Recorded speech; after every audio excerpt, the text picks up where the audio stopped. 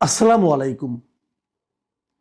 প্রিয় দর্শক, তারেক রহমানের স্বদেশ প্রত্যাবর্তনের পর গতকাল প্রথম দিনেই আমি কিছু কথা বলেছিলাম যে একটা নতুন ধরনের আমরা দৃশ্য দেখলাম এবং ওনার নতুন ধরনের বক্তব্যও শুনলাম এবং আমি প্রত্যাশা করেছিলাম যেন ওনারা নতুন ধরনের একটা রাজনীতিও শুরু করেন।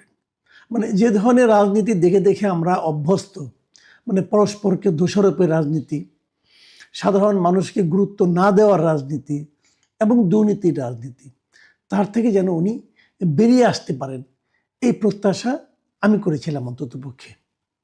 এবং একদিনে আমরা কি দেখছি, আমরা কয়েকদিন দেখব নিশ্চয়ই, আমাদের এগুলি আস্তে আস্তে অনেক কিছুই কিন্তু পরিষ্কার হতে থাকবে এবং আমারও মনে হয় এগুলি অত দ্রুতর কাজ না, বেশ একটু সময় লাগবে গুছিয়ে নিতে, অনেক এই দেশের পরিস্থিতির সঙ্গে পরিবেশের সঙ্গে থিতু হতে এবং ওনার সঙ্গে ওনার দলের যারা সাধারণ নেতাকর্মী যারা এতদিন ট্রেডিশনাল পলিটিক্স করতেন তাদেরও একটু সময় লাগবে নেতার সঙ্গে নিজেদেরকে সিনক্রোনাইজ করতে।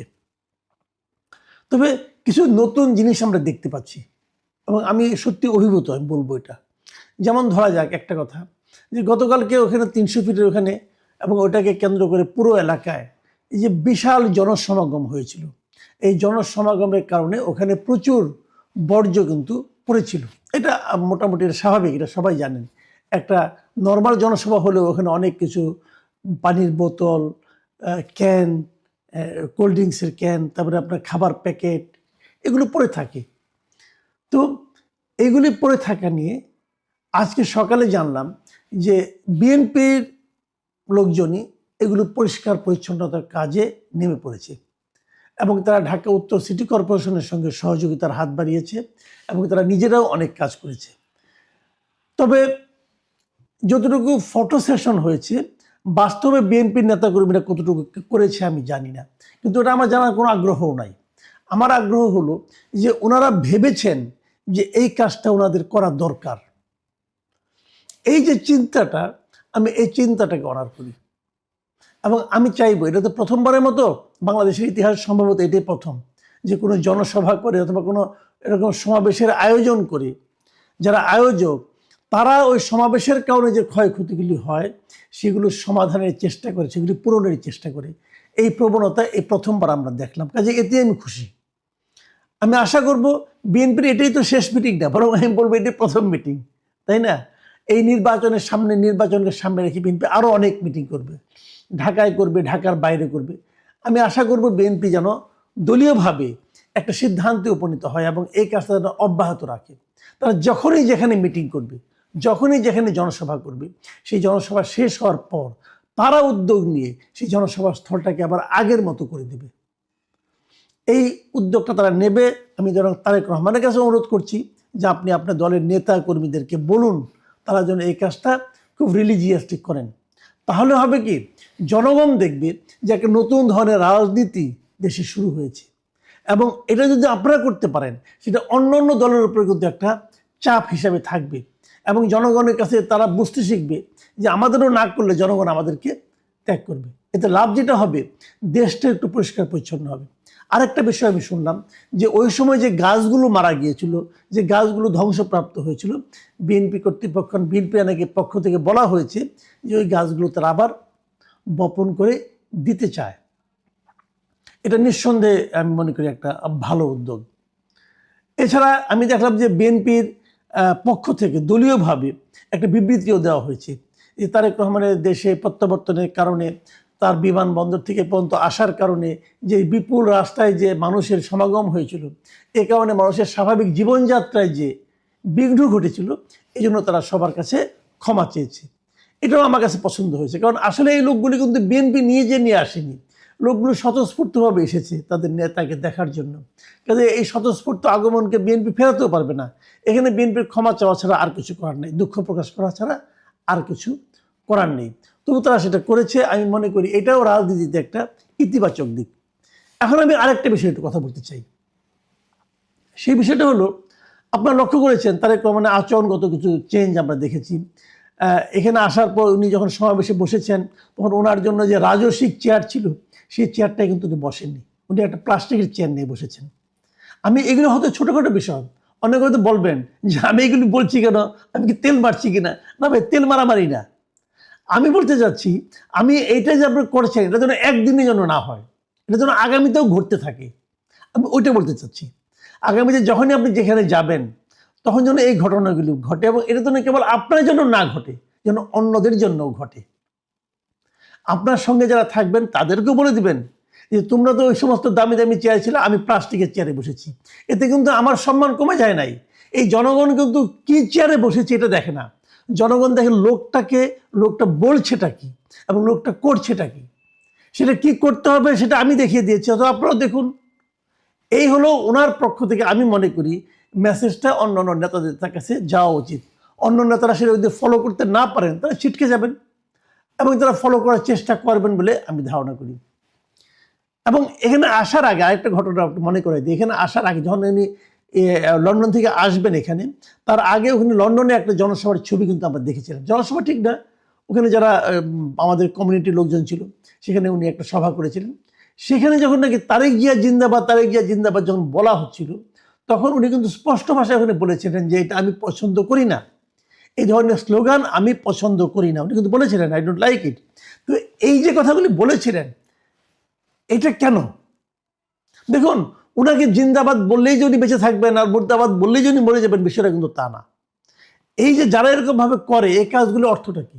প্ল্যাকার্ড নিয়ে আসা, মিটিংয়ের মধ্যে বিশাল বিশাল প্ল্যাকার্ড নিয়ে আসা, এমনভাবে প্ল্যাকার্ড নিয়ে আসা, প্ল্যাকার্ড ছাড়া কিছু দেখা যায় না। এগুলো আসলে কেন হয়? এগুলো তো কেউ না কেউ করে। কারা করে, কেন করে? তারা করে হলো তারা নেতার দৃষ্টি আকর্ষণ করতে চায়, স্লোগান দিয়ে নেতার দৃষ্টি আকর্ষণ করতে চায়। দৃষ্টি আকর্ষণ দরকারটা কি? নেতার দৃষ্টি তো তার কেবল আপনার প্রতি থাকলে চলবে না। আপনার হলো পাতি নেতা ধরা যাক, তাহলে আপনার হলো জুনিয়র নেতা অথবা সিনিয়র নেতা, যা হোক, আপনাদের কাছে থাকলে তো হবে না। নেতার দৃষ্টি থাকবে পুরো দেশের উপর, পুরো দেশের জনগণের উপর। কাজেই এটা আসলে এক ধরনের তৈলমর্দন।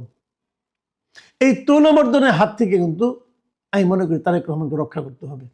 আমি একটা কথা বলি, নেতাকে যখন এরকম তৈলমর্দন করা হয় ব্যাপকভাবে, পাইকারিভাবে, এবং নেতা যখন সেই তেল নিতে পছন্দ করেন, তখনই কিন্তু শুরু হয় সেই নেতার স্বৈরাচারী হওয়ার মানে সূত্রপাত। সে ওইখান থেকে একদম স্বৈরাচারী হতে থাকে। সবাই তাকে বলতে থাকে, নেতা আপনার কোনো ভুল নাই, আপনি যা করেছেন সব ঠিক, আপনি মহান, আপনি মানুষ না, আপনি মহামানব। এই যে বলতে থাকাটা, এরকম বলেই কিন্তু নেতাকে মানুষ নষ্ট করে ফেলে। একসময় নেতা মনে করতে থাকে, আরে তাই তো, আমার তো কোনো ভুল নেই, আমি যা করি সব ঠিক, উপরে আল্লাহর নিচে আমি, মাঝখানে আর কেউ নাই। এই যে মানসিকতাটা, এই মানসিকতার নামই স্বৈরাচারী মানসিকতা, যেটা শেখ হাসিনা অর্জন করেছিলেন এবং তার ফল উনি ভোগ করেছেন। এখন মানুষটাকে এইভাবে কিন্তু বানানো হয়, মোসাহেবরা তেল মারতে মারতে এরকম বানানো হয়। আমি আজকে কিছু একটা ঘটনা বলি। দেখেন, মোসাহেবরা কিন্তু কেবল যে তার দলের থেকে হয় তা কিন্তু নয়। এই মোসাহেবি কিন্তু বিভিন্ন কর্নার থেকে হয়, বিভিন্ন কর্নার থেকে হয় ভাই। এবং সেই মোসাহেবিটা আমি একটু আপনাদের ধারণা দিতে চাই যে কি ধরনের মোসাহেবি আমরা ইদানিং দেখতে পাবো আগামী কয়েকদিন। আমি কয়েকটা আপনাদেরকে নমুনা দেখাই, সেটা দেখাবো। আমি প্রথমে দেখাবো মিডিয়ার মোসাহেবি, এটাই দেখাবো। রাজনীতিটাও তো একটা দুর্বল কালচারের উপর প্রতিষ্ঠিত। তখন তারা প্রত্যাশা করবে যে তোমরা তো হাসিনার আমলে এটাই করছো, এখন এটা শুরু করে এখন আবার ভারসাম্যের কথা বলো। ও আচ্ছা, আমরা এখন ক্ষমতা আসছি বা আসতে যাচ্ছি, এখন তোমাদের ভারসাম্য। এইটা আসলে মানে যেটা হয় আর কি, মানে পরাধীন হলে এ থাপ্পড় মারে ডান গালে আর ও মারে বাম গালে, এই অবস্থা আমাদের মিডিয়ার। যার জন্য দেখেন খুব হাসতে খেলতে দুইটা মিডিয়া হাউস পোড়ায় দিল, কারণ জানে যে এখানে কোনো প্রতিবাদ হবে না, কোনো প্রোটেকশন নেই। কোনো মিডিয়ার স্বাধীনতা আছে বলে যে রাজনৈতিক মহলে গণমাধ্যম এর মধ্যে খুব একটা উত্তেজনা আছে, মানে কি বলে প্রবল প্রতিবাদ হবে, এরকম কেউ মনে করছে না। যার কারণে পুরো পরিস্থিতিটাই একটা মানে আমরা যে ওই বলি যে স্বৈর শাসনকে আমরা সরাইছি, কিন্তু সরাই আমরা এক জায়গায় যে গণতন্ত্রকে স্ট্রং পজিশনে নিয়ে যাওয়ার যে একটা লক্ষণ, সেই লক্ষণটা দেখছি না। শুধুমাত্র নির্বাচনের কথা বলা হচ্ছে। তো সেই নির্বাচনটা দিয়ে কি হবে? আপনি গণমাধ্যম যদি এরকম দুর্বল থাকে, তাহলে আপনি এখন পজিশনটা কি নেবেন? দেখেন, এখন আপনি আগামী নির্বাচন আসতে আসতে এই মেরুকরণ তো পরিষ্কার হয়ে যাবে, একদিকে জামাত আর একদিকে বিএনপি। তাহলে আপনি কি এখন যে কাভারেজটা দিচ্ছেন সেই কাভারেজটাই চলতে থাকবে? তাহলে অন্যদের কাভারেজটা কোথায়?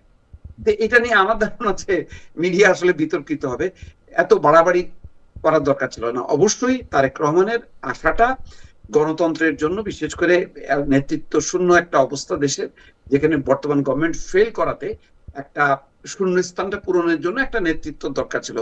সেটা বিএনপির মতন বড় দল এবং তার নেতা তারেক রহমান, যেহেতু বেগম খালেদা জিয়া অসুস্থ। তো কিন্তু আপনাকে তো মানতে হবে যে আপনার একটা প্রতিষ্ঠান, আপনি সারা দিন ব্যাপী যদি এটা করতে থাকেন তাহলে কেমনে হবে? সেটা তো উচিত না। আ- তো ধরেন এটা আমরা করতে পারি, আমরা ধরেন ইউটিউব করি, ফেসবুক করি, আমাদের ইস্যু এটা, আমাদের সংক্ষিপ্ত কয়েকটা না, কন্টেন্ট দেবো, আমরা সীমাবদ্ধ থাকতে পারি, না, কিন্তু মিডিয়া না, তো একটা বড় হাউস। দীপু জি। ভাই, আসলে আপনি কন্টেন্ট মানে করতেছেন, তার কারণ তো আসলে জনগণ চাচ্ছে। এখন জনগণের চাওয়াটাকে, মানে আমরা যখন মিডিয়া স্কুলে পড়ছি তখনও তো একটা জিনিসই আমাদেরকে কর্নারস্টোন বলছে, যে সেটা হচ্ছে পাবলিক ইন্টারেস্ট। এখন পাবলিক ইন্টারেস্ট দুই অর্থে, স্বার্থ অর্থেও আগ্রহ অর্থেও। এখন এত মানুষের আগ্রহ তো আছে, মানে উনি আসবেন। আমি দেখছিলাম যে 2 দিন আগে থেকে এসে রাত্রেবেলা আছেন, তেরপল বিছিয়ে শুয়ে আছেন। আমি এই জায়গায় একটু আসতে চাই যে এটাও আপনাদের দুজনের কাছেই প্রশ্ন।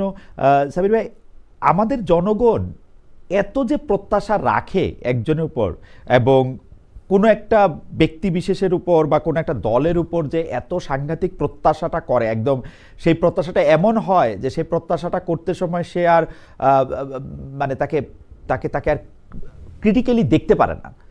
এইটা কি আসলে আমাদের জনগণের একটু শেখা উচিত না, বা এই পরিমিতি বোধটা একটু থাকা উচিত না? মানে মিডিয়া তো মানে হাস্যকর আচরণ করেই, কিন্তু জনগণও তো আসলে প্রত্যাশার জায়গা থেকে কারো কারো উপরে প্রত্যাশাটা এত দূর পর্যন্ত নিয়ে যায়।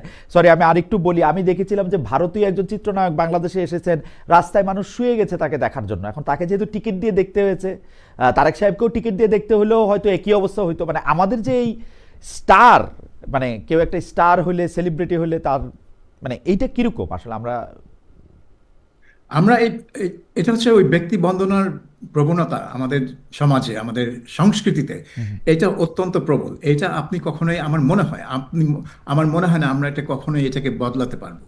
এটা পশ্চিমা বিশ্বে বদলেছে, কিন্তু তাদের এই ব্যক্তি বন্দনাটা চলে গেছে অন্যদিকে। বিনোদনের ক্ষেত্রে রকস্টার এখন একটা একটা টার্মই হয়ে গেছে, যে রকস্টার স্টেটাস মানে হচ্ছে তাকে দেখলে লোকজন চিৎকার করে, কেন্দ্রে দেয়, মানে আনন্দে ফেটে পড়ে। তো আমাদের রাজনীতিকরা এখনো সেই এই তারেক রহমানকে নিয়ে এখন একটা রকস্টার ইমেজ তৈরি হয়েছে, এবং লাখ লাখ লোক যে তার জন্য এত আনন্দ প্রকাশ করছে, এবং বিএনপি নেতারাই তো তার আগমনকে জোনাকির আলো, ছড়ানো আলোর সাথে তুলনা করছে। হ্যাঁ, সেদিন কালকে দেখলাম। তো এখন এটার একটা সমস্যা যেটা আছে, যে এই আমাদের রাজনীতিতে 1991 সাল কেন, তার আগে থেকেও দুই দলের উপর ভরসা করছে মানুষ, আওয়ামী লীগ এবং বিএনপি। এবং যখন তারা সুযোগ পেয়েছে, একের পর আরেকটাকে সুযোগ দিয়েছে, একের পর আরেকটাকে সুযোগ দিয়েছে। যে রাস্তাটা শেখ হাসিনা বন্ধ করে দিল 2011 সালে, এই তত্ত্বাবধায়ক সরকার ব্যবস্থাটা বাতিল করে দিয়ে।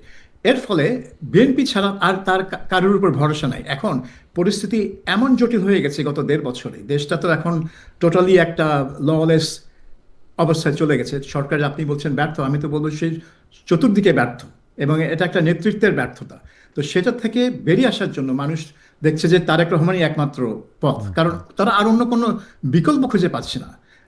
তারা যে একটা কি বল ভারসাম্য বজায় রাখবে, তাদের তো সেটার জন্য তো বিকল্প লাগবে। কিন্তু তৃতীয় শক্তি কি? দ্বিতীয় শক্তি হচ্ছে জামাত, তারপরে তৃতীয় শক্তি কি? না, কিন্তু সাবির ভাই, আমার খুব জানতে ইচ্ছা করে, জনগণ কি নিজেদের কোনোদিন শক্তি হিসাবে ভাবতে পারবে না?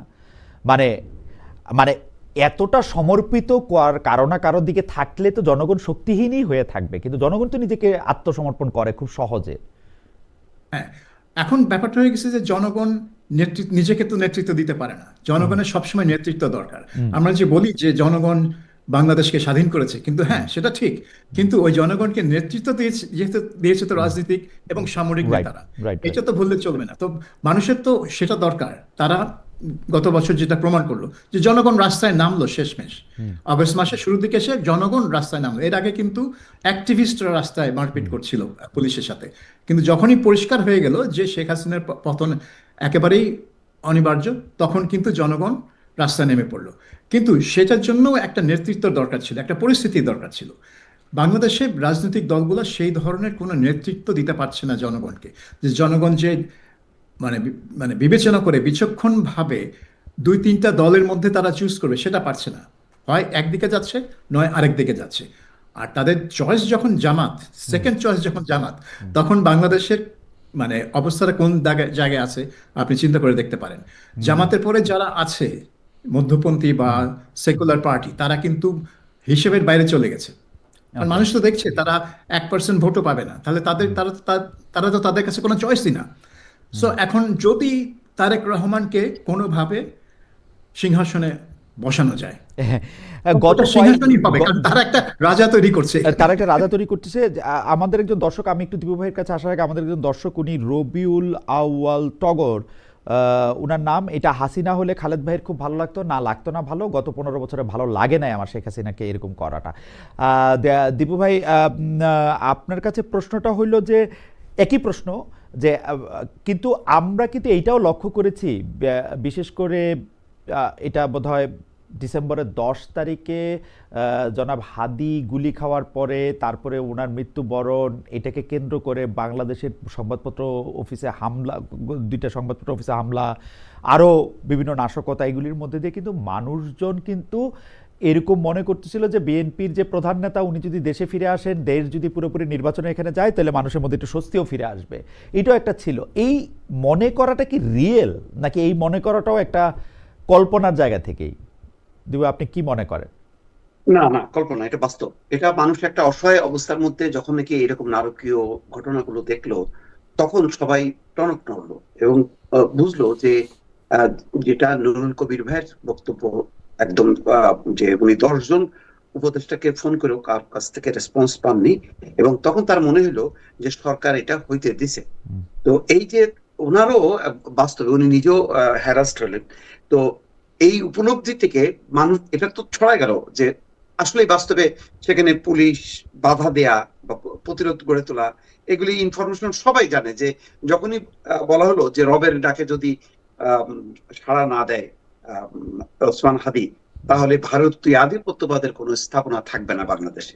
তো ভারতের আধিপত্যবাদী স্থাপনা কোনগুলি, সেই বয়ানগুলি তো বা ন্যারেটিভ গুলি তো আগেই তৈরি করা আছে। তো এটা কি ইনফরমেশন জানে না? জানে।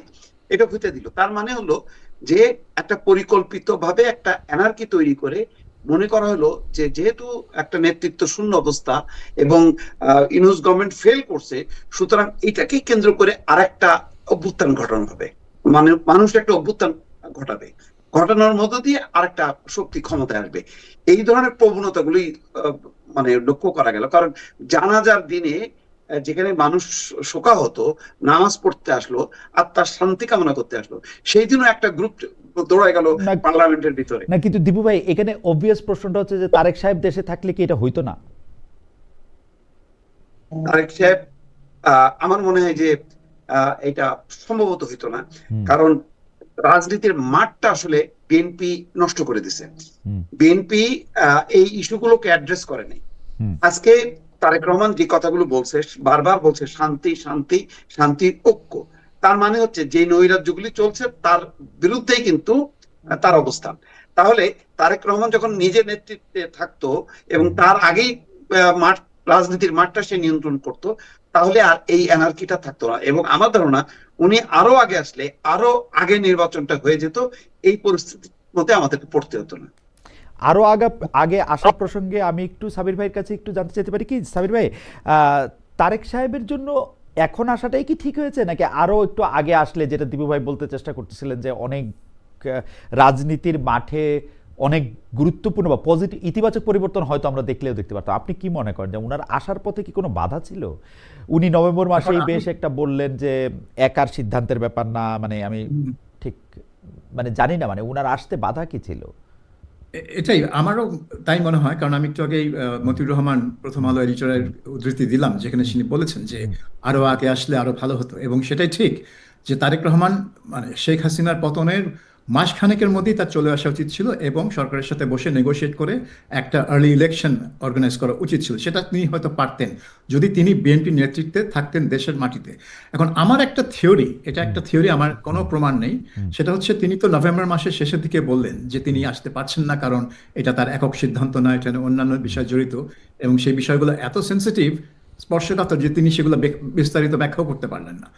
তারপরে হুট করে কি করে ডিসেম্বর মাসের 12 তারিখে তার আগমনের, তার আসার তারিখটা ঘোষণা করা হলো। আমার মনে হয় যে যখন ওসমান হাদিকে গুলি করা হলো তখনই বিএনপি বুঝতে পেরেছে যে এখানে একটা ভয়ানক কোনো ষড়যন্ত্র আছে, এবং এইটা প্রিভেন্ট করার জন্য তারেক রহমানের উপস্থিতি একেবারে অপরিহার্য। সেজন্য আমার মনে হয় বিএনপি দল থেকে তারেক রহমানকে বলেছে যে আপনাকে আসতেই হবে, না হলে এখনই আসতে হবে, না হলে নাই। কারণ এরপরে পরিস্থিতি কোন দিকে যাবে, এবং এটা শুধু ওসমান হাদির গুলি করার মধ্যে সীমাবদ্ধ থাকবে না ধারাবাহিকভাবে অন্যরাও গুলি খাবে, সেটাও একটা মানে বিরাট প্রশ্ন ছিল। তো আমার মনে হয় যে বিএনপি তারেক রহমানকে বাধ্য করেছে বাংলাদেশে আসতে এই হাদি ঘটনার পরিপ্রেক্ষিতে। এটা আমার থিওরি, এটার পক্ষে আমার কোনো প্রমাণ নাই। কিন্তু সাবির ভাই, তফসিল ঘোষণা হয়ে যাওয়ার পরে, কত 7 বা 8 তারিখে জানি তফসিল ঘোষণা হইলো, সেইটা ঘোষণা হওয়ার পরে এই 29 তারিখের মানে নির্বাচনে অংশগ্রহণ করলে তো, আমি ওই সময় হিসাব করছিলাম, নির্বাচনে অংশগ্রহণ করলে তো 29 না 30 তারিখের মধ্যে তাকে আসতেই হইতো। 29 তারিখ বা 30 তারিখের পরে আসলে তো তার, হ্যাঁ, এটা যদি আমরা ধরে নিই যে তার এই পরিকল্পনা ছিল নির্বাচনে অংশগ্রহণ করবেন, হ্যাঁ, এখন এমন যদি হয় যে তিনি নির্বাচনে অংশগ্রহণ না করেও লন্ডনে বসেই দল চালাতেন এবং বিএনপি ক্ষমতায় মানে বিজয়ী হলে তারপরে তিনি আসতেন। ও আচ্ছা আচ্ছা আচ্ছা আচ্ছা আচ্ছা, হ্যাঁ, আমি এইভাবে অবশ্য এটা ভাবি নাই। আমি সবসময় ভাবছি যে মানে যেহেতু নির্বাচন, কোন আসনে কে নির্বাচন করবো ওখানে তার নামও দেখছিলাম, আমি ভাবছিলাম যে ওইটা প্রায় ঠিক করা হয়েছে। যাই হোক, আমি একটু দিবু ভাইয়ের কাছে আসি। ও সরি সরি, আপনি বলতেছিলেন কিছু? না না, হ্যাঁ, এটা ঠিক যে বগুড়ার আসনে তার নাম বলা হয়েছিল, কিন্তু তখনও তো ওটা জাস্ট প্রাথমিক একটা ঘোষণা। প্রাথমিক একটা ঘোষণা, রাইট রাইট রাইট রাইট। আচ্ছা দীপু ভাই, আমরা আজকে কিন্তু নানা ধরনের কথা বলি যে সোশ্যাল মিডিয়া বা সোশ্যাল মিডিয়াতে যারা ইনফ্লুয়েন্সার আসে তাদের বিভিন্ন রকম কথার ফলে বিভিন্ন রকম কিছু সৃষ্টি হয়েছে, কিন্তু বন্ধ করা, তাদের গলা টিপে ধরা বা তাদেরকে বাদ দিয়ে দেওয়া, এইটা সমাধান কিনা? মানে আমরা তো আসলে কথা বলতে থাকলাম যে আমরা সবাই কথা বলতে পারবো বা আমাদের প্রতিপক্ষকেও কথা বলতে দিব, সেই জন্য আমার ইনফ্লুয়েন্সে কেউ গিয়া একটা ভালো কাজ বা খারাপ কাজ করতেছে কিনা সেটার জন্য তো আমার তাদের এডুকেট করা প্রয়োজন বা তাকে কাউন্টার দেওয়া প্রয়োজন। আমি তাকে কি বন্ধ করার পক্ষে অবস্থান নিচ্ছি? যদি তাই করি, আগামীকাল যে কেউ এসে বলবে না যে দীপু ভাইয়ের চ্যানেল থেকে খুব বাজে ধরনের কথা বলা হচ্ছে, উস্কানি দেওয়া হচ্ছে, উনি গুজবের থেকে কথা বলছেন, মানে এটা তো আমরা কোথাও গিয়ে এটা শেষ করতে পারবো না। আপনার কাছে কি মনে হয়? আমি সাবির ভাইয়ের কাছে আপনার উত্তরটা শুনে সাবির ভাইয়ের কাছে আসছি যে সোশ্যাল মিডিয়া আসলে আমরা কিভাবে ডিল করবো। সোশ্যাল মিডিয়া কেন, এটা তো যে কোনো মিডিয়ার ক্ষেত্রেই তো এটা কোনটা উস্কানি আর কোনটা উস্কানি না, এটা একটা রাষ্ট্রের একটা এডিটোরিয়াল পলিসি থাকবে, যে পলিসিতে সাংবাদিক, গণমাধ্যম ব্যক্তিত্বরা তাদের ইনভলভমেন্টটা থাকবে, তো তারা ডিসাইড করবে। তো এটা আমরা জানি না, ধরেন মানে 32 নম্বরে আগুন দাও, মানে এটা কি মানে এটা কি কোন ব্যাকরণ আছে এটা বুঝতে অসুবিধা যে এটা একটা উস্কানি। কিন্তু যদি বলা হয় না দীপু ভাই, আমার প্রশ্নটা আমি ক্লিয়ার করতে পারি না। মানে এই উস্কানি তো আমার কাছে কোনো মিনিং তৈরি করে না। মানে আমাকে 32 নম্বরে আগুন দাও কি এই মগবাজারে গিয়ে আগুন দাও জামাত ইসলামের নেতার বাসায়, ওইটা কোনোটাই আমার কাছে কোনো কিছু মিন করে না। কিন্তু আমি কিন্তু বুঝতে পারি যে ওর কথার মূল্য আমার কাছে বিবেচিত হবে হচ্ছে আমার অবস্থান দিয়ে, তাই না? তো আমার জায়গা থেকে তো ওইটা আমাদের চেষ্টা করা উচিত। আর যদি কেউ মিথ্যা কথা বলে, গুজব বলে, সেটার আয়ু তো অনেক কম। মানে আমি তো সকালবেলায় এটা বুঝতে পারতেছি বা 2 মিনিট পরেই এটা বুঝতে পারতেছি, তাই না? এইটারে আমরা এত সিরিয়াসলি কেন নিব? মানে এটা আমাদের কি সমস্যা করবে? আমি যে কোনো অর্থে সোশ্যাল মিডিয়া হোক আর মেইন স্ট্রিম মিডিয়া হোক, কোনো মিডিয়ার গলা টিপে হত্যা করা বিশ্বাস করি না, কিন্তু একটা দায়বদ্ধতা, একটা জবাবদিহিতার জায়গাটা নিশ্চিত করতে হবে। সেটা রাষ্ট্রের আইন, রাষ্ট্রের আইনটা যদি নির্মোহভাবে প্রয়োগ হয়, তাহলে আমি যখন বুঝবো যে আমাকে কোনটা করতে হবে কোনটা করতে হবে না, আমি চাইলেই আমি আজকে বসে আমি বাংলাদেশের স্বাধীনতা নতুন করে ঘোষণা করতে পারি না, এটা রাষ্ট্রবিরোধী হবে। সুতরাং আইন কানুন তো থাকতেই হবে, কারণ আইন কানুন ছাড়া এমন কোন বিশ্বের এমন কোন দেশ নেই যেটা গণমাধ্যম কেন সবকিছুই নিয়ন্ত্রিত হয়। তো সুতরাং সেইটাকে মানে প্রোটেক্ট করতে হবে। কিন্তু আমাদের এখানে যেটা হচ্ছে, ওই যে অপব্যবহার হচ্ছে, আজকে হয়তো আমি মানে উস্কানি বা সহিংসতার জন্য অমুক মিডিয়াকে আমি দায়ী করলাম বা গণমাধ্যমকে, সোশ্যাল মিডিয়াকে আমি গলা টিপে হত্যা করলাম, অন্যদিন দেখা যাবে যে এইটার সুযোগ ধরে আমি যে ভালো কাজটা করতেছি, আমার ভালো কাজটা যেহেতু তাদের বিরুদ্ধে যাচ্ছে, ক্ষমতাসীনদের বিরুদ্ধে যাচ্ছে, তখন তারাও একটা ইস্যু ধরে আমাকে গলা টিপে হত্যা করলো। এই জায়গাটাই হচ্ছে চেক অ্যান্ড ব্যালেন্স করা, এবং রাষ্ট্র গণতান্ত্রিক কিনা রাষ্ট্র নিরপেক্ষ কিনা সেটা প্রমাণের জায়গায় ইনস্টিটিউশন গুলি যদি বিল্ড আপ হয়, আমি অবশ্য গণমাধ্যম, আমি অবশ্য আমি অবশ্য আপনার সাথে দ্বিমত পোষণ করব না, কিন্তু আমরা যেটাকে আসলে নতুন করে মব কালচার বা ইত্যাদি নামে দিছি সেটা আমাদের মধ্যে সারা জীবন ছিল। আমার মনে আসে যে খুব বেশি দিন আগে না, একজন ভদ্র মহিলাকে পিটিয়ে মেরে ফেলা হয়েছিল ছেলে ধরা সন্দেহে। পরে দেখা গেছে যে সে তার, এবং আমরা যে কোনো চোর পকেটমার 20 টাকা 25 টাকা মারলে তাদেরকে গাছের সাথে বেঁধে রাখি, পিটিয়ে মারি, মানে কি জানা কি করি, এগুলি আমরা খুব আগ্রহ করেই করি, এটা আমাদের মধ্যে সারা জীবনই ছিল। কিন্তু মানে মিডিয়ার ক্ষেত্রে ব্যাপারটা কেমন সেটা যদি একটু আন্তর্জাতিক প্রেক্ষাপট থেকেও একটু বলতেন, যেহেতু সাবির ভাই এখন লন্ডনে আছেন। সাবির ভাই, আমরা কিন্তু নাইজেল ফারাজকেও দেখছি, জর্জ গ্যালাওয়েকেও দেখছি, দুই দিক থেকে যদি আমরা বলি, ওদের বক্তব্যের মধ্যে এরকম অনেক কিছু ছিল এবং তারা ডেমাগগ, তারা অনেক রকম কথা বলছেন যেগুলি, কিন্তু তাদেরকে যে ডিল করা হয়েছে, আমরা কি আমাদের যে কথাগুলি শুনতে ভালো লাগে বা লাগে না তাদেরকে সেভাবে ডিল করি সোশ্যাল মিডিয়ার নাম দেয়া বা ইনফ্লুয়েন্সার বলে? মানে একটু যদি। হ্যাঁ, বাংলাদেশে কিন্তু আইন আছে যে হত্যাকাণ্ডে উস্কানি দেওয়া বা কোনো সহিংসতায় উস্কানি দেওয়া, এগুলোর বিরুদ্ধে কিন্তু আইন আছে এবং এটা ফৌজদারি অপরাধ এগুলা। কাজে আপনার যদি কেউ সামাজিক মাধ্যমে বা টেলিভিশনে এই ধরনের কোনো হত্যাকাণ্ড বা সহিংসতায় উস্কানি দেয় এবং এটা যদি আইনজীবীরা প্রমাণ করতে পারে সে দিয়েছে, আপনি ওই নির্দিষ্ট অপরাধের জন্য ওই নির্দিষ্ট ব্যক্তিকে সাজা বিরুদ্ধে যাবে। মামলা করবে, কিন্তু ওই চ্যানেল তো আপনি বন্ধ করা ঠিক হবে না, কারণ তাহলে তো ওটা হয়ে যাবে চ্যানেলের কণ্ঠরোধ। বা একটা সোশ্যাল মিডিয়া সাইট আপনি বন্ধ করে দিতে পারেন না, কারণ সে কোনো এক জন্মে একটা উস্কানিমূলক বক্তব্য দিয়েছিল। ওইটার জন্য যে ব্যক্তি করেছে, যা করেছে, ওই স্পেসিফিক ওই ক্রাইমের, সে প্রাইম মিনিস্টার ডেভিড ক্যামেরনের প্রেস সচিব বা হেড অফ কমিউনিকেশন ছিল, সেই কমিউনিকেশন হেড থাকা কালে তার বিরুদ্ধে মামলা হয়েছে, তার বিচার হয়েছে এবং বিচারে তিনি দোষী সাব্যস্ত হয়েছেন। কি কি ঘটনা? তারা বেআইনিভাবে একটা মৃত মেয়ের টেলিফোন ভয়েস মেসেজ হ্যাক করেছিল। এটা ইনভেশন অফ প্রাইভেসি এত স্ট্রং।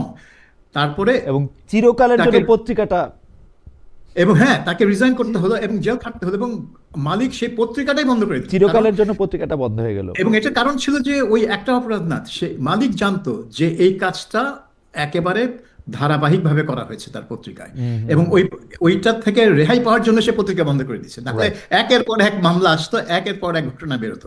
কাজেই আপনাকে শক্তভাবে, মিডিয়া হোক, সোশ্যাল মিডিয়া হোক, যে মিডিয়া হোক, যদি কোনো অপরাধমূলক কাজ হয়, যদি কেউ করে, সেটাকে ওই সুনির্দিষ্ট অপরাধের জন্য ওই সুনির্দিষ্ট ব্যক্তির বিরুদ্ধে অ্যাকশন নেওয়া উচিত।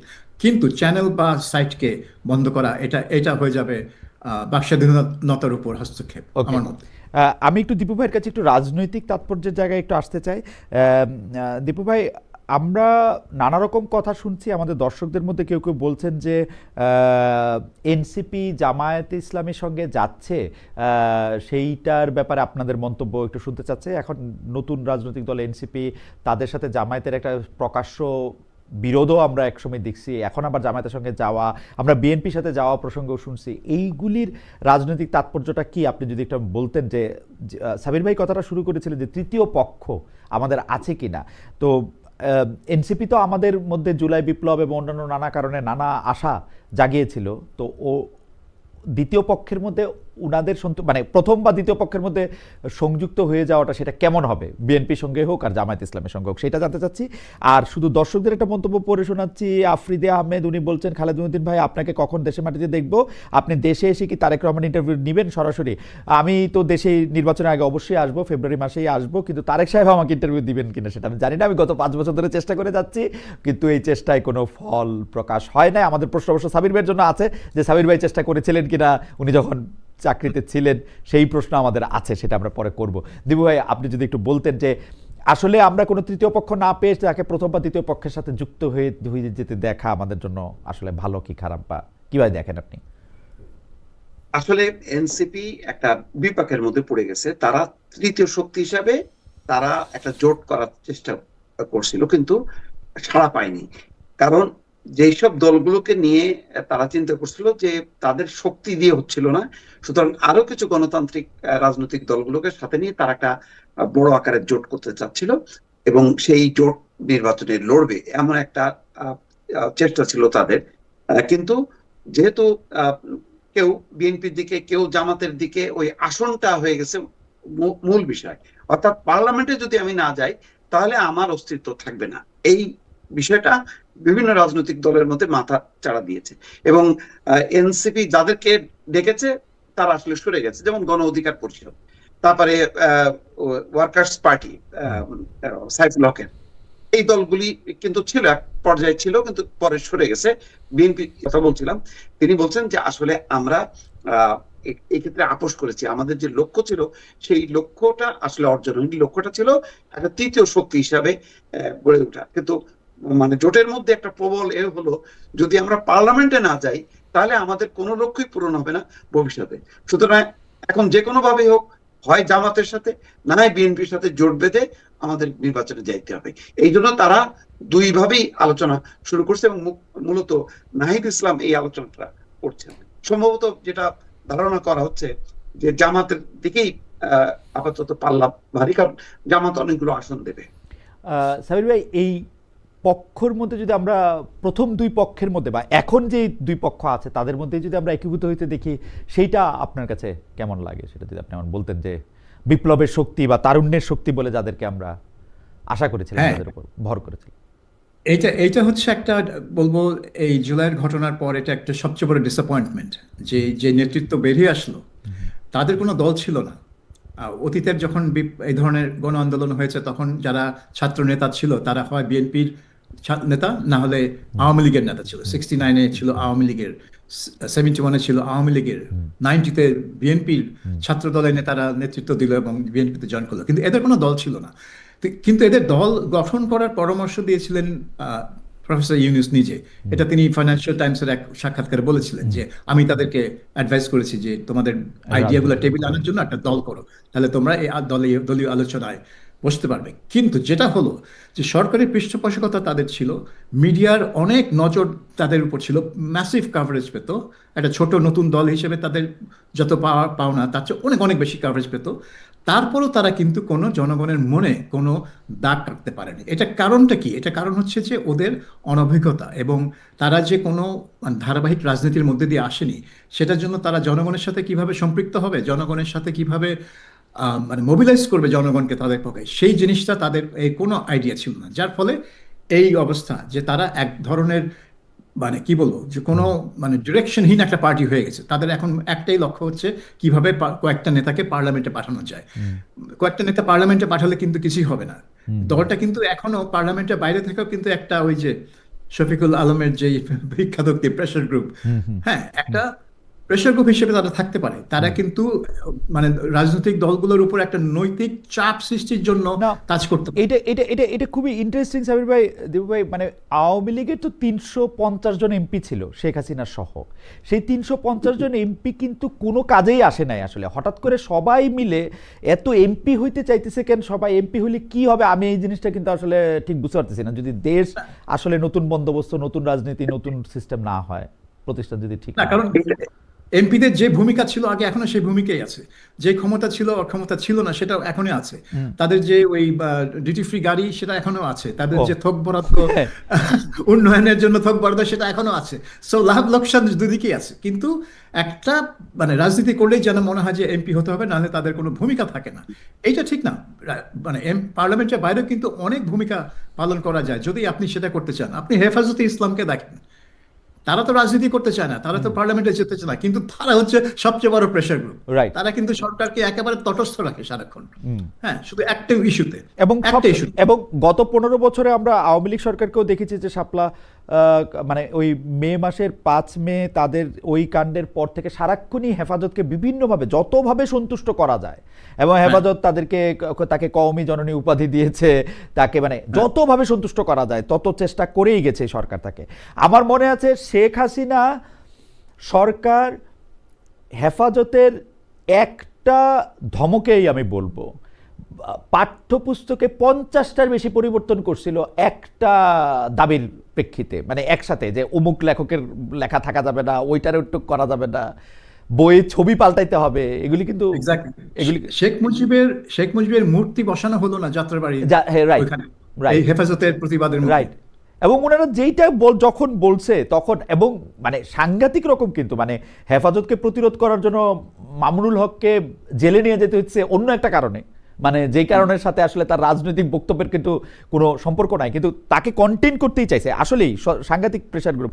আমি এই প্রশ্নটা দীপু ভাইকে দিয়ে শুরু করতে চাই, কিন্তু সাবির ভাই আপনার মতামত চাই। সেটা হচ্ছে যে মানে আন্তর্জাতিক মিডিয়া, বিশেষ করে পার্শ্ববর্তী দেশের মিডিয়া শেখ হাসিনা সরকার ক্ষমতা থেকে চলে যাওয়ার পরে বাংলাদেশ সরকার এবং বাংলাদেশকে নিয়ে যেভাবে রিপোর্ট করেছে, যদিও আমি মনে করি মিডিয়া একরকম জিনিস, সরকার আরেক রকম জিনিস, সেইটাকে কাউন্টার দেওয়ার জন্য সরকারের প্রেস অফিস অনেক ধরনের কথা বলেছে, অনেক ধরনের কাজ করেছে, কিন্তু আপনি তাদেরকে কতটা সফল বা তাদের কতটা ব্যর্থ দেখেন? এবং মানে ভালো ভালো সাংবাদিকেরা, ভালো ভালো লোকেরাই এখানে আছেন, তারপরও তাদেরকে আমার যথেষ্ট পরিমাণে স্পিন ডক্টরই মনে হচ্ছে। মানে এবং স্পিন ডক্টর কথাটা নিশ্চয়ই খুব মানে মানে ভালো কথা না আর কি একজন এর জন্য। হয়তো ওনার চাকরির জন্য ভালো, আমিও সরকার প্রধান হলে হয়তো শফিক ভাইকেই প্রেস সচিব চাইতাম। মানে প্রেস সচিব হলে কী করতে হবে সেটা উনি ভালো দেখায়, কিন্তু এটা ঠিক আছে কিনা আপনি কি মনে করেন দীপু ভাই? আমি একটু সাবির ভাইয়ের কাছে একটু জানতে চাইবো যে অনেকগুলো ক্ষেত্রে যে এটা প্রেশার না মব না প্রেশার গ্রুপ অমুক তমুক। না, এগুলি তো একেবারে মানে যে বালখিল্য একটা আচরণ হয়েছে এই সমস্ত বক্তব্য দিয়ে। এবং ভারতের যেই দেখেন, এটা তো সত্য, বাংলাদেশের এই রাজনৈতিক পট পরিবর্তন মানে এটা একটা ভারতও মনে করছে যে এটা তাদের একটা পরাজয়। এবং শেখ হাসিনার ব্যাপারে, বাংলাদেশের ব্যাপারে তাদের যে নীতিটা, এটা একটা কমন নীতি, সরকার বিরোধী দল মিলেই কিন্তু তাদের একটা ঐক্যবদ্ধ একটা নীতি, এবং তারা মানে জয়েন্টলি মনে করে যে তাদের একটা পরাজয় হয়েছে। তো তার এই যে সরকারের ভিউজটা, কিন্তু দেখেন প্রথম দিকে কিন্তু তারা আন্দোলনকে সাপোর্ট করছে, তাদের মিডিয়াগুলো শুধু না, ইভেন পাবলিকও রাস্তায় নেমে আন্দোলনে মানে সাপোর্ট করছে। কিন্তু যখনই নাকি শেখ হাসিনা দিল্লিতে পালায় গেল, তারপরেই কিন্তু ঘুরে গেল। এবং যখন নাকি ভারত তাকে মানে শেখ হাসিনাকে ফোন করলো, তখন কিন্তু মিডিয়ার চেহারাগুলো আবার পাল্টে গেল। এখন এইটার মানে এইটাকে আপনি কাউন্টার করতে গেলে আপনাকে তো সেই যুক্তিসঙ্গত ভাবে আপনাকে প্রেজেন্ট করতে হবে। এখন আপনি ওইটার বিপরীতে আপনি এমন এমন সব কথাবার্তাগুলি বলতেছেন, সেগুলি তো খুব হাস্যকর হয়ে যাচ্ছে। সুতরাং আপনাকে যুক্তিসঙ্গত ভাবে কিন্তু আপনাকে তাদের যে যুক্তিগুলো, তাদের যে বক্তব্যগুলো, সেইগুলিকে আপনি যদি কাউন্টার না দেন, তাহলে তো জিনিসটা হাস্যকর হয়ে যাচ্ছে। যেমন মবকে মব বলতে হবে, কারণ আপনি মানে মবের কেন বলা হচ্ছে? মবের কারণে বাংলাদেশে 100টা মাজার, দরগা শরীফ ধ্বংস হয়েছে। এটা কি মব না? নুরাল পাগলার যে লাশ আপনার কবর থেকে তুলে যে পুরানো হলো, এটা কি মব না? তারপরে এই যে আপনার ভালুকাতে যে দীপুচন্দ্র দাসকে, এটা কি মব না? এগুলিকে যদি আপনি না বলেন, এটাকে মানে এইটাকেই তো বলা হচ্ছে মব। প্রথম আলো, ডেইলি স্টার কি মব বলা হচ্ছে? আপনি এখন এইটাকে প্রেশার গ্রুপটা কোথায়? প্রেশার গ্রুপ তো এটা তো একটা পলিটিক্যাল যেটা বৈষম্য বিরোধী ছাত্র আন্দোলন যদি নাহিদ ইসলামরা বাঁচায় রাখতো, তাহলে সত্যিকার অর্থে ওই হেফাজতের মতন এটা একটা ভালো প্রেশার গ্রুপ হইতো, এবং মানে রাজনীতিতে দুর্বৃত্তায়ন, অর্থ পাচার, দুর্নীতিবাজ মানে সুশাসনের পক্ষে একটা বড় ধরনের ভূমিকা রাখতে পারতো। কিন্তু এটা তো নাহিদরা নিজেরাই কিল করে ফেললো এবং ক্ষমতার লোভে। এবং আমার ধারণা ক্ষমতাসীনরা চাইছে এটা, যে এরা ক্ষমতার মধ্যে থাকুক, তারা যাতে সেফ সাইডে থাকে। এবং সেফ সাইডে থাকতে যে তারা নিজেরাই কিন্তু ডুবে গেল। এখন এটাকে আপনি নানা রকম প্রেস উইং থেকে নানা রকম বক্তব্য দিয়ে টিয়ে এটাকে আপনি তো পারছেন না। শেষ পর্যন্ত কি হলো? নেতৃত্বের শূন্যতা, ইউনূস সরকার যে ফেল করলো, এটা দিনকে দিন আরো স্পষ্ট হলো। আরো যদি এটা 6 মাস প্রলম্বিত হতো, আল্লাহ জানে এটা 111 এর থেকেও একটা খারাপ অবস্থার মধ্যে পড়ে যেত এই সরকার। এই সরকার এবং এই সরকারের মুখপাত্র হিসেবে যে প্রেস সেকশন আমরা দেখলাম, সাবির ভাই আপনি এটাকে ঠিক আদর্শ মনে করেন কিনা? আন্তর্জাতিক মিডিয়াকে মোকাবেলা করার জন্যই তাদের এরকম করতে হয়েছে, এইটা আপনি মানেন কিনা? আর যদি ওই প্রশ্নটা একটু আপনাকে মনে করে দিতে চাই, আপনি তারেক রহমান সাহেবের ইন্টারভিউ নিতে চেষ্টা করেছেন কিনা যখন বাংলাদেশে তাকে নিষিদ্ধ করা হয়েছিল তখনও? দুইটাই যদি একটু একসাথে একটু বলেন প্রেস সেকশন। প্রথমে তারেক রহমান একটা বলিনি যে আমরা কিন্তু লন্ডনে একাধিক বিএনপি সূত্রদের ধরে তার সাথে যোগাযোগ করার চেষ্টা করেছিলাম, এবং প্রতিবারই এই সূত্রগুলো, যারা নিজেদেরকে তারেক রহমানের খুব ঘনিষ্ঠ সহযোগী বলে দাবি করতো, কোনো ব্যারিস্টার, কোনো ব্যবসায়ী এই ধরনের, তারা সবসময় বলতো যে হ্যাঁ হ্যাঁ হ্যাঁ, কিন্তু পরে গিয়ে দেখা গেল যে তারেক রহমান ইন্টারভিউ দিতে চান না। এখন তিনি ওই ভিডিও মেসেজগুলো দিতেন, তারা এক্সপেক্ট করতো যে আমরা ভিডিও মেসেজগুলো হুবহু তুলে ধরবো।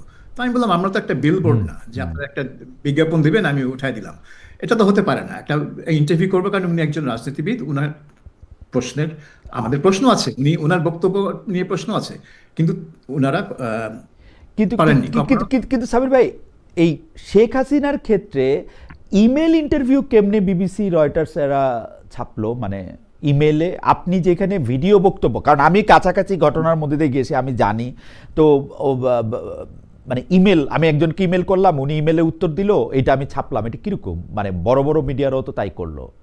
হ্যাঁ, সবাই করেছে, রয়টার্স করেছে, ফাইন্যান্সিয়াল হ্যাঁ, টাইমস করেছে, Financial Times বিবিসিও করেছে, বেশি করেছে। যে যার মতো করেছে। জি। তারপরে বিবিসিও রাশিয়া টুডে করেছে। তারা বিবিসিটাও বিবিসিও করেছে বিবিসিটাও ইমেল ইন্টারভিউ। ইমেল। জি। হ্যাঁ, কারণ শেখ বা Hasina WhatsApp. Face to face interview দেয়নি। এখন সমস্যা হয়ে গেছে যে আহ, সমস্যা না, এটা হচ্ছে আওয়ামী লীগ একটা পিআর এজেন্সি নিয়োগ করেছে। তো পিআর এজেন্সির কাজ হচ্ছে তার ইন্টারভিউ, সাক্ষাৎকার জোগাড় করে দেওয়া, বিভিন্ন ইন্টারন্যাশনাল মিডিয়াতে প্লেসমেন্ট করা। তো তারা এবং পিআর এজেন্সি বুঝিয়েছে যে she cannot do face to face. কি কারণ দিয়েছে সেটা আমি জানি না, কিন্তু অবভিয়াসলি এই পিআর এজেন্সি তাদেরকে বলেছে ফেস টু ফেস দেওয়া সম্ভব না। একটা হতে পারে যে আইনের ব্যাপার, তার বিরুদ্ধে মামলা হয়েছে, তার বিচার চলছে, এইখানে উনি বেফাস কি কথা বলে দিবেন না দিবেন, কারণ শেখ হাসিনা আপনি জানেন যখন মুখোমুখি কথা বলবে তখন উনি তো আর মানে রেখে রেখে কথা বলেন না। রাইট। তো আইনজীবীরা নিশ্চয়ই অথবা আমার এটাও মনে হয় যে ওনার কথা বলার অনুমতি আছে কিনা সেটা আমি জানি না, কারণ উনি ভারতে যাওয়ার পরে উনার মানে ভিডিও ছবিও আমি এখন পর্যন্ত দেখি নাই। মানে আমি জানি না, audio। মানে যে ওনার কথা বলার অনুমতিও আসে কিনা, কারণ দিল্লির মতো জায়গায় থাকলে কোনো একটা রাষ্ট্রপ্রধান, সরকার প্রধান ইন এক্সাইল, উনি তো সবার আগে যেটা করতেন একটা সংবাদ সম্মেলন করার চেষ্টা করতেন ইন্টারন্যাশনাল মিডিয়ারে দেখার জন্য।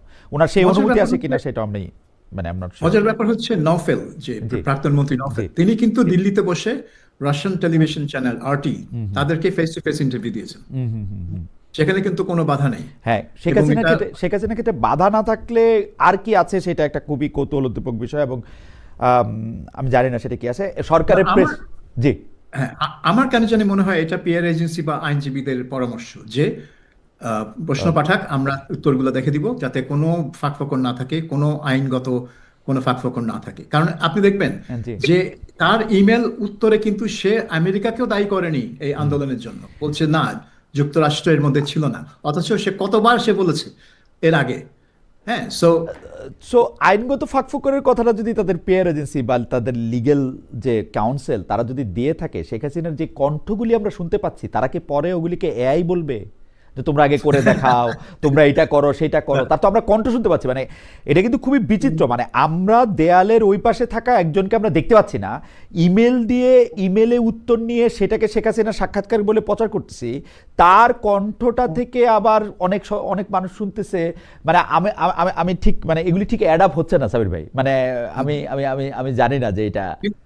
কিন্তু সব আন্তর্জাতিক মিডিয়া কিন্তু অনেকেই করেছে এটা, এএফপি, রয়টার্স। না সেইটাই তো আমি হ্যাঁ, সেটা তো আমি AP করেছে। অবাকও হইলাম যে তারা কেউ যখন ইমেলে, সাবির ভাই আপনিও একটা বিভাগ অনেক বছর চালাইছেন, আমিও তো কিছুদিন কাজ করছি, মানে ইমেলে ইন্টারভিউ নেওয়ার আগে তো একজন রিপোর্টার ওই বাসার সামনে যাবে, তারে চেষ্টা করবে, তারে কোথায় গিয়ে আটকাচ্ছে সেটা বলবে। এর কিছুই কিন্তু আমরা আন্তর্জাতিক, মানে যারা শতগুণ শক্তিশালী আন্তর্জাতিক সংবাদ মাধ্যম, তাদের কিছুই কিন্তু আমরা দেখতে পাচ্ছি না। মানে যেটা আমার জন্য খুবই মানে আমি তবে আগে তারেক রহমান যদি বলতেন যে আমি সামনাসামনি ইন্টারভিউ দিব না, কি আপনি আমাকে প্রশ্ন পাঠান, আমি ইমেলে জবাব দিব, আমি কিন্তু এটা নিতাম। আচ্ছা। কিন্তু আমাদের মাথায় কিন্তু সেটা খেলেনি যে তাকে ইমেল ইন্টারভিউ করবো, আমরা খালি চেয়ে যাচ্ছিলাম যে সামনাসামনি ইন্টারভিউ। না, উনি ইমেল না, উনি আরেকটা ফরম্যাটে, আমি যখন জার্মানিতে ছিলাম উনি আরেকটা ফরম্যাটে আরেকটা কাগজকে একটা ইন্টারভিউ দিচ্ছেন, সেটা ঠিক ইমেলে প্রশ্ন পাঠানোর পরেও না, ওনার কিছু উত্তরাবলী বা ওনার কথা উনি পাঠাই দিছিলেন, সেইটাকে ওনারা সাজায় নিছিল। তো ওইটা তো আরো একটু মানে পিআর হয়ে যাচ্ছে। এটা তো মানে PR work।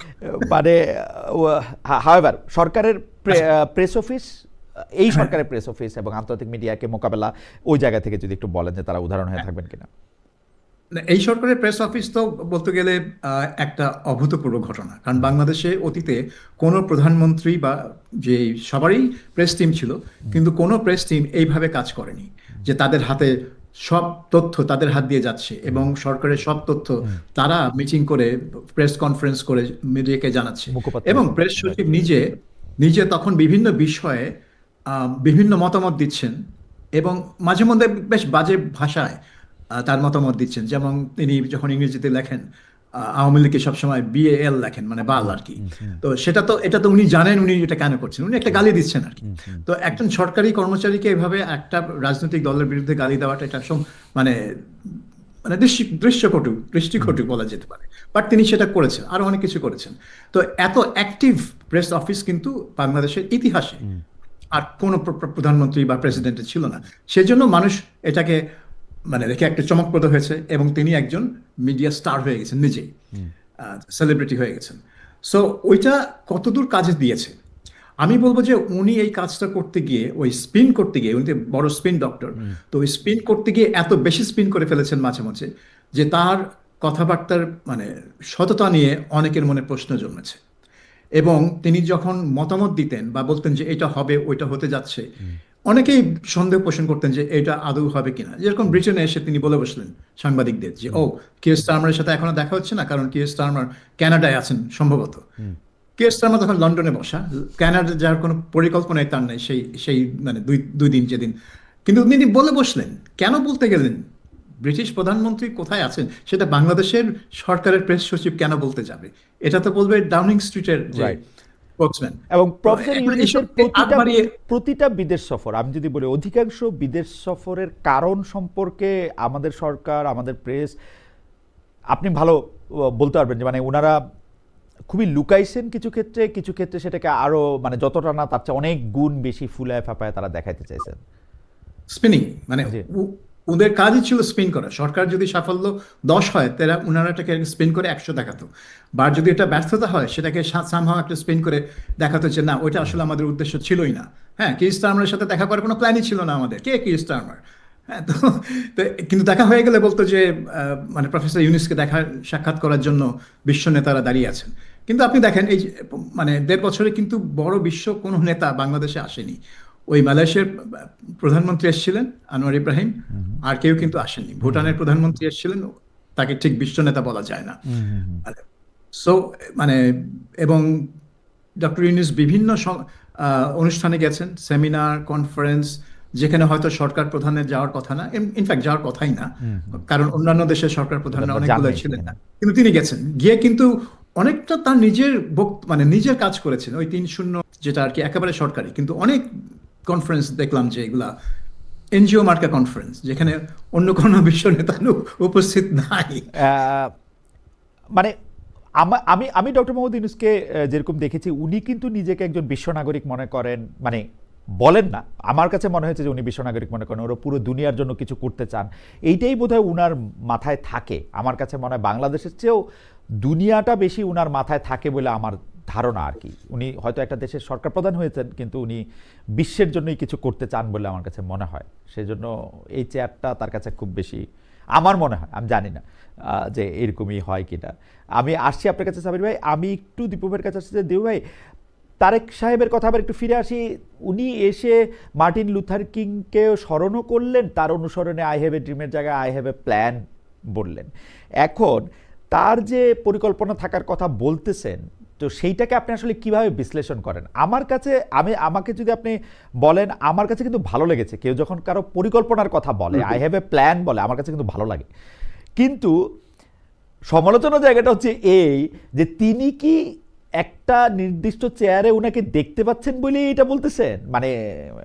মানে সামনে যে আমরা 12 তারিখে যে এটা তার বক্তব্যের মধ্য দিয়ে ফুটে উঠছে, এবং কর্মসূচির মধ্য দিয়ে তিনি সেটা সারা দেশ ব্যাপী হয়তো সফরের মধ্য দিয়ে আরো পরিষ্কার করবেন। আমার ধারণা যে বড় দলের বড় নেতা হিসাবে এটা সঠিকই আছে। সাবির ভাই, আপনি কি মনে করেন? আই হ্যাভ এ প্ল্যানটাকে আপনি কিভাবে দেখছেন? আমি এটা দেখছি তারেক রহমানের 17 বছর পশ্চিম দেশে থাকার ফসল। কারণ পশ্চিমা দেশগুলোতে পলিটিক্স যখন করে তাদেরকে কিন্তু জনগণকে দেখাতে হয় যে তারা কনফিডেন্ট, তাদের একটা প্ল্যান আছে, তারা জানে তারা কি করবে, পার্টির প্ল্যান আছে, এবং তারা প্ল্যানটাকে ব্যাখ্যা করতে হয় তাদেরকে যে এই পরিকল্পনা কিভাবে ফাইন্যান্সড হবে, কোথা থেকে টাকা আসবে। সো এই প্ল্যান থাকা এবং কনফিডেন্টলি বলা যে আমার কাছে প্ল্যান আছে, কিন্তু আমার হাতে একটা পরিকল্পনা আছে, এইটা হচ্ছে পশ্চিমা রাজনীতির একটা ছাপ তার উপরে আমি দেখলাম যে এটা এটা বাংলাদেশে কিন্তু লোকজন একটু কাঁচুমাচু থাকে, একটু অ্যাপোলজেটিক থাকে, না না না আমি বেশি ক্ষমতার লোভ দেখাতে চাই না। তো পশ্চিমা বিশ্বাসে ক্ষমতার লোভ যদি না থাকে তাহলে তুই এটা পলিটিক্স করিস কেন? হ্যাঁ, অবশ্যই পলিটিক্স করি ক্ষমতায় যাওয়ার জন্য। তাহলে কেন আমি বলবো না যে আমার এই পরিকল্পনা আছে, তুমি এই পরিকল্পনা নাও, হ্যাঁ নাও, আমাকে ভোট দাও, আমি গিয়ে এই পরিকল্পনা বাস্তবায়ন করব। তো তারেক রহমান সেটা করছে। এবং মোস্তফা ফিরোজ দীপু যেভাবে ব্যাখ্যাটা করলেন যে তিনি বাংলাদেশের যে অবস্থা সেটাকে একটা চিত্র ধরে ধরে বললেন যে আমি শান্তি চাই, আমি সমৃদ্ধি চাই, আমি ঐক্য চাই, এবং আমি একটা প্ল্যান আছে। অর্থাৎ সেই প্ল্যানে থাকবে কি করে বাংলাদেশকে একটা দেশ হিসেবে ট্রিট করবেন তিনি, এবং এখানে কোনো বিভাজন রাখবেন না, এবং যেভাবে সমৃদ্ধ করবেন সারা দেশকে সেটার একটা প্ল্যান আমরা ধরে নিতে পারি যে এইটাই তার লক্ষ্য। এবং এইটা তিনি বলেছেন। এবং মার্টিন লুথার কিংকে কোট করাটা well, ভালো ছিল, কিন্তু যেহেতু তিনি একবার বলে ফেললেন যে তাকে চেনেন নাকি, এটা না করলেও পারতেন, ওটা একটু হালকা করে দিল জিনিসটাকে। না, এটা এটা তো আমজনতাকে আসলে করছে না, ঠিক আছে, ধরে নিতে সেক্ষেত্রে ধরে নেওয়া উচিত মানে ছিল যে সবাই চেনে, মার্টিন লুথার কিংকে চিনবে না কেন? So I have a dream. না, যে অডিয়েন্সের সামনে তিনি বলছেন সেই না অডিয়েন্স অনেকেই আমাদের মাঝে নাম না, শুনে। এটা সাবির ভাই, আমি আমাদের বিশ্ববিদ্যালয়ের শিক্ষকদের মধ্যে এটা দেখেছি। আমরা মাস্টার্স করতে করতে আমাদেরকে যখন রেমন্ড উইলিয়ামস পড়ানো হচ্ছে, লং রেভলিউশন, আমরা অনেকেই হয়তো সেটা আগে পড়ছি, কিন্তু আমাদের স্যাররা খুব ইন্ট্রোডাকশনের মতো করে আমাদেরকে জানতে চাইতো যে তোমরা কি রেমন্ড উইলিয়ামসের নাম শুনেছো। ওরকম মনে হয় আর কি আমার, যে যে এটা হয়তো হয়তো হয়তো তিনি যখন বললেন মার্টিন লুথার কিং এর কথা, তারপর হয়তো দেখলেন সামনের সারি দর্শকরা অবাক হয়ে তাকায় আছে তার দিকে, তখন ওনার লক্ষ্য হয়তো পিছনের সারির দর্শকরা ছিল। আমি আজকে এই প্রসঙ্গটা আমি আসলে সাবির ভাইকে দিয়ে শুরু করতে চাই, দীপু ভাইয়ের কাছে একটু পরে আসতে চাই। সাবির ভাই, এই যে আওয়ামী লীগের নির্বাচন থেকে পেছনে রাখা, যেখানে আমাদের দর্শকরাও শতকরা 65% মনে করছেন যে ঠিকই আছে, তাদেরকে নির্বাচনের বাইরেই রাখতে হবে জনাব শফিকুল আলমের এই দাবির সঙ্গে, ঠিক আছে না, এটার প্রসঙ্গে আপনি আসলে কি মনে করেন? আওয়ামী লীগের পাশাপাশি আরও কিছু দল নিষিদ্ধ করা উচিত কিনা, যেমন জাতীয় পার্টি, তারপর হচ্ছে সিপিবির কথাও একবার হয়েছে, পরে আবার সিপিবিকে বাদ দেওয়া হচ্ছে। আপনি এইটার প্রসঙ্গে আপনি কি বলেন? আমরা দীপু ভাইকে এরপরে আপনার শুনতে চাই। আমার মতে বাংলাদেশে কোনো দলকেই নিষিদ্ধ করা উচিত না, কোনো দলকেই নির্বাচনের বাইরে রাখা উচিত না। কারণ আলটিমেটলি পাবলিক ডিসাইড করবে। আমরা তো সবসময় বলি জনগণই সবকিছু সিদ্ধান্ত দিবে। তো জনগণ সিদ্ধান্তটা দিবে কিভাবে? তার দেওয়ার রাস্তা একটা, সেটা হচ্ছে ভোট। কারণ ভোট দিলেই আপনি অন্তত 60-70% লোক তার সিদ্ধান্ত দিতে পারবে। সো আপনি যদি ওই ভোটে তাকে ওই চয়েসটাই না দেন যে আওয়ামী লীগ, জাতীয় পার্টি, জাসদ ইনু এবং ওয়ার্কার্স পার্টি মেনন ইত্যাদি ইত্যাদি ইত্যাদি, যাদেরকে নিয়ে এখন বিতর্ক, তাহলে আপনি জনগণকে ওই অধিকার থেকে বঞ্চিত করছেন।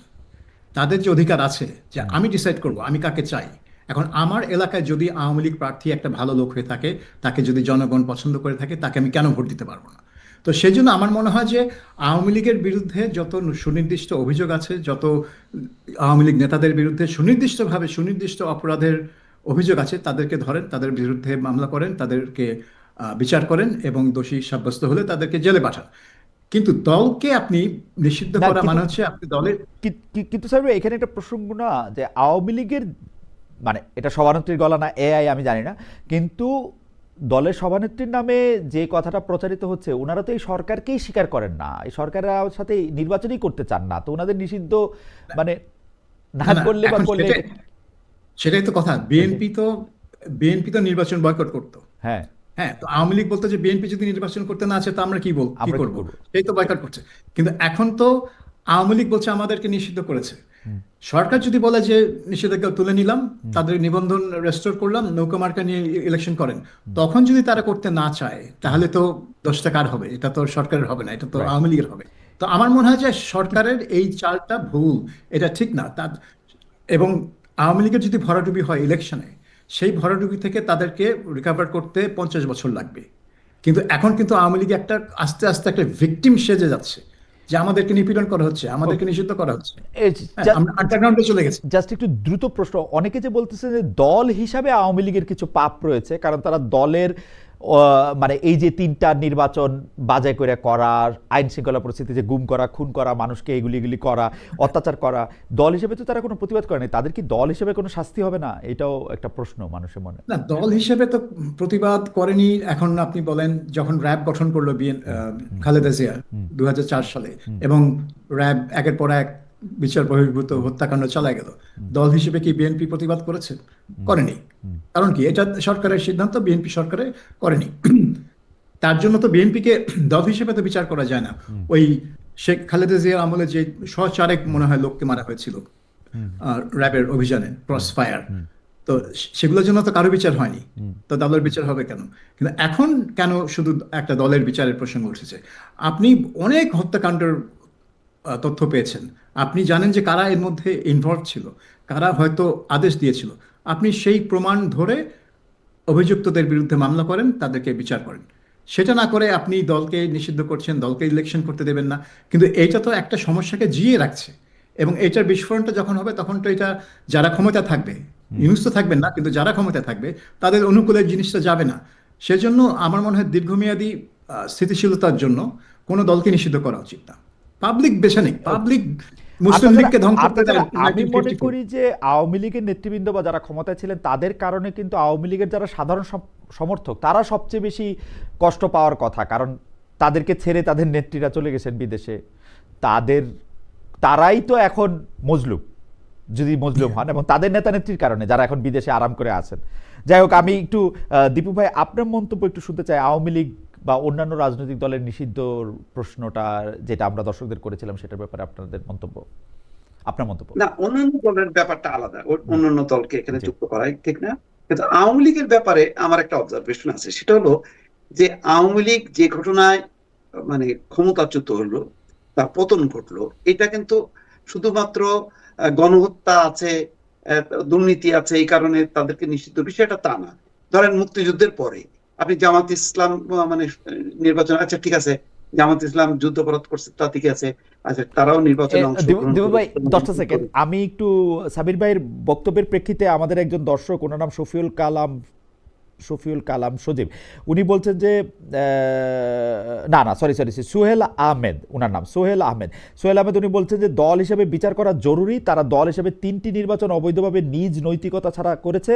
যদি ভালো নির্বাচন হতো তাহলে দলের বিচার আসতো না। ক্রস ফায়ার এক জিনিস আর নির্বাচন আরেক জিনিস। আমরা যখন সাবির ভাইয়ের কাছে ফিরবো, সাবির ভাই নিশ্চয়ই এটা হয়তো একটু দেখবেন। জি ভাই, আপনি বলছিলেন ক্রস ফায়ারে মানুষ মারে। আমি বলছি যে এই অ্যারেঞ্জমেন্টটা আওয়ামী লীগের সঙ্গে আওয়ামী লীগ নিজে একটা সমাধান দিতে পারতো, যদি নেতৃত্ব তারা ছেড়ে দিয়ে একটা অন্য নেতৃত্বের হাতে যদি দিত, তাহলে হয়তো মানুষ মনে করতো যে না ঠিক আছে, আওয়ামী লীগের মধ্যে মনে হয় বোধোদয় হয়েছে, ঠিক আছে এই আওয়ামী লীগকে সুযোগ দেওয়া হোক। কিন্তু আওয়ামী লীগের এই আওয়ামী লীগের প্রধান হচ্ছে যে মৃত্যুদণ্ডপ্রাপ্ত বা পালিয়ে আছে, ক্ষমতাচ্যুত হয়েছে, তো সেই দলকে কি আর 10টা মানে দলের মতন বিচার করা হবে কিনা? জাতীয় পার্টি আর আওয়ামী লীগ কে এক, বা ওয়ার্কার্স পার্টি ইনু, তাদের দল আর আওয়ামী লীগ কে এক? ক্ষমতার পুরোটাই তো নিয়ন্ত্রণ করছে সে।